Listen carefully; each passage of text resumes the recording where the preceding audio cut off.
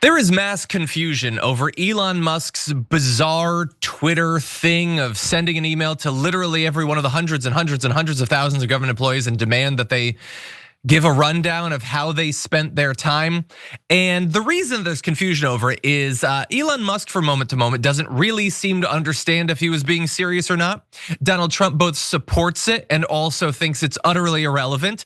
And so we're gonna run through all that we know. And at the end, this is the promise I make to you. You're gonna understand this story at least 5% better than you did going in. I can't promise anything more than that, but this is what we've got right now because, chaos and crime, that's what the Trump administration is. So by Monday, just 48 hours after he sent that email, the what did you do last week email, personnel officials proclaimed the request to be voluntary, even as he renewed his demand for them to do it. So if you're a worker, you're like, you have to respond to this, you're gonna be fired. Also, it's optional. Also, psych, you're gonna be fired if you don't answer it. So that's obviously a chaotic situation to be in. So while that was going on, people looked to the ostensible president of the United States. He's off playing golf and stuff. But anyway, Trump was meeting with Emmanuel Macron of France. He said that Elon Musk, that demand that he'd made was genius, and that employees who did not respond would be semi-fired or fired. And so just to catch you up on the legal proceedings we're gonna be talking about later on, whether or not what Elon Musk did violates federal law, a lot of that seems to ride on what the whole "will consider your resignation" thing is. And he might have been being weird in his language there, because telling hundreds of thousands of people that they'll be fired if they don't respond to an email that was sent over the weekend is probably illegal. And so he was sort of being careful. Trump just said, no, you'll be fired if you don't answer. And so I'm sure the class action lawsuit participants will very much appreciate Donald Trump weighing in this particular case. Unfortunately, if you're trying to understand what's going on, he says you'll be fired if you don't respond. A spokesperson for Trump goes out and says that it's voluntary. I guess you're volunteering to be fired, I suppose. But I can't even be mad at the spokespeople because they don't know what Donald Trump thinks, because Donald Trump doesn't know what he thinks. Elon Musk is in a ketamine haze. He doesn't even know what he thinks. It's just utter chaos. And so Elon Musk decides to reiterate it, saying subject to the discretion of the president, they will be given another chance. Failure to respond a second time will result in termination. So that's not what Trump said. Trump said you'll be fired if you don't respond to the first one. But Elon's like, okay, so I guess we need a second one.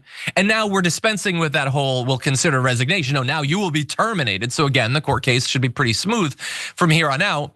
Then he describes the email request as utterly trivial, saying it's just a test. I just want someone to respond to an email. He says, yet so many failed even that inane test, urged on in some cases by their managers, including by high-profile members of the Donald Trump administration, Kash Patel, Tulsi Gabbard, and others.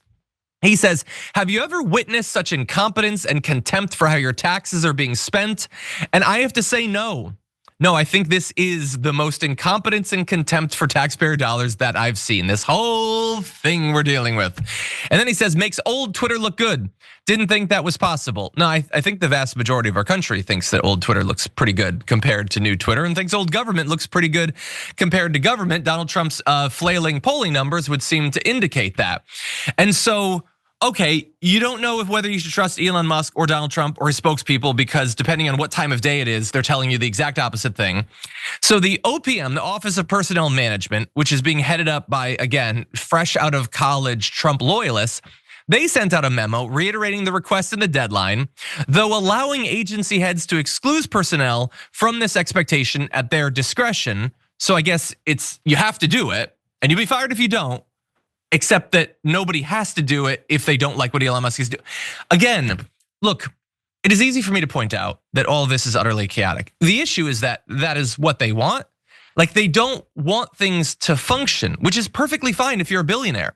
If you're a billionaire, things are going good for you. You don't want the government meddling in what you're doing. So if the government is off barely hanging on, then that's a good thing. If you're a regular person, you need the government to function. You need the stability, the order that a working government provides, let alone all of the benefits that you deserve based on the taxes you've paid. Then this is utterly terrible. And that has nothing to do with your political party ID. Conservatives need a functioning government as much as Democrats do. Unfortunately, they're no more likely to get it than those Democrats.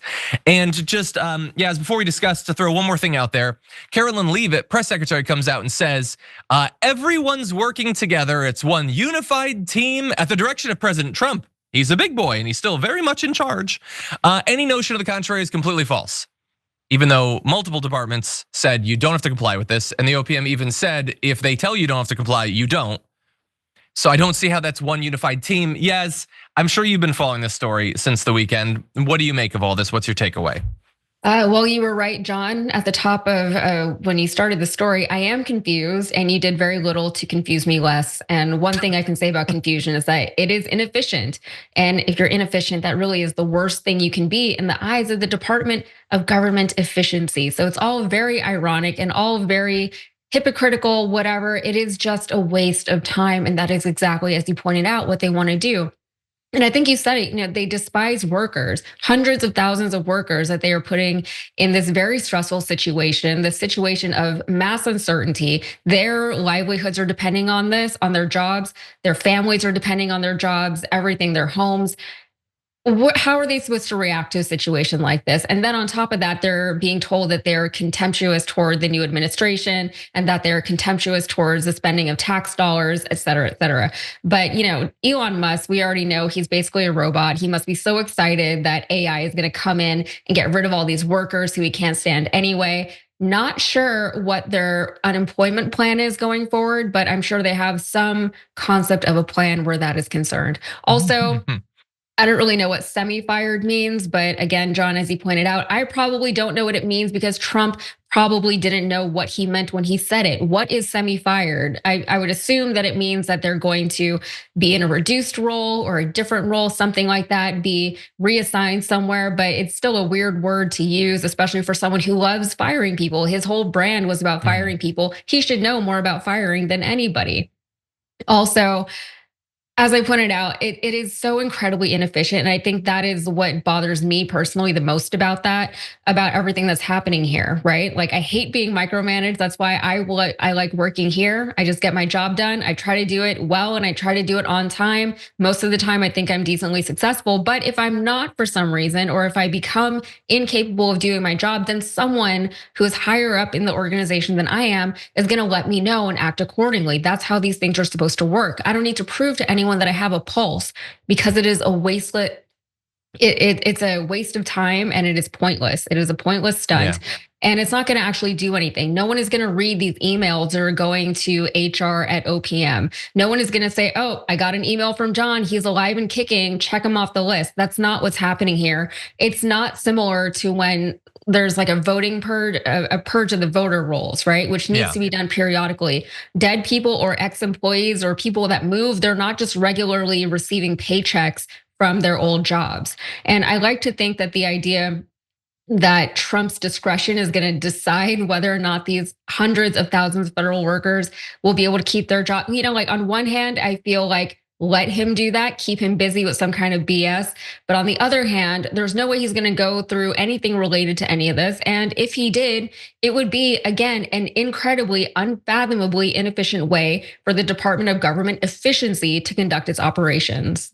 Yeah. I mean, look, the name was obviously stupid intentionally, but it's also like it's utterly ironic that this all it does is produce inefficiency. Inefficiency, no savings. You can't call it savings when services that you funded you won't get now. You still funded it. The money's gone. You just don't get the actual product of it. And then, oh, don't worry, you'll get to see all that money that you paid in go to billionaires, and you'll get to see them, and they'll I don't know, they'll repaint their yacht or whatever. And you won't have food stamps, which you might rely on or whatever, but they'll have a nice new shiny glitter coat of paint on their mega yacht. Maybe they'll even be able to paint the smaller boats that dock inside of their mega yacht. And as you are suffering and starving on the streets, that will be some consolation. And let me just end with one thing, because some dude had referenced about how they're using AI in all of this. And of course they are. They despise workers. They want to replace you with AI, and they will do that as soon as they can. And so what do you know? Elon Musk is doing that in this.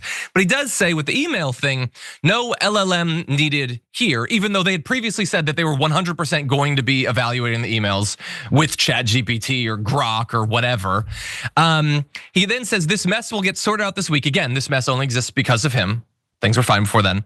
Then he says, lots of people in for a rude awakening and strong dose of reality. They don't get it yet, but they will. There is literally no one in this country, and I'm including Donald Trump, more desperately in need of a rude awakening and a strong dose of reality than Elon Musk. Or maybe the people who, despite seeing all that he's doing, are still paying him a massive amount of money to do other jobs that he's not doing. I'll remind you that he's focused on this. This is what he's doing right now. He's so laser focused on it that he doesn't even know when he's walking away without his kid, as we showed you yesterday on the show. But you know what else he's not doing? Anything for the dozen or so companies that he's the CEO of. I checked randomly, and I don't generally follow the stock market all that much. But do you know that just a few months ago, Tesla's stock was $480 a share. It's now $305. I'm not great at math, but let's call that a 50% drop in just a couple of months. Is that the sort of thing where maybe you'd want to have a CEO occasionally show up, occasionally pretend to give a damn about the company, which is tanking before our very eyes? But again, the shareholders don't seem to care. The board doesn't seem to care. Why are the expectations so much lower for the richest man in the world, a man who's the CEO of basically everything, than it is of the hundreds of thousands of government employees who he's demanding account for their time? Here's an idea, Elon Musk. How about you send an email to the board of Tesla explaining what 5 things you did for that company this week?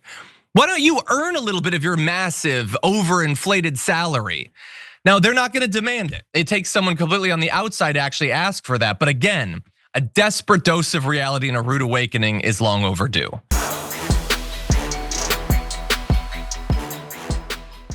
When you click the join button and become a tier 2 member, you get access to all of our weekly top 10 lists. What are you waiting for?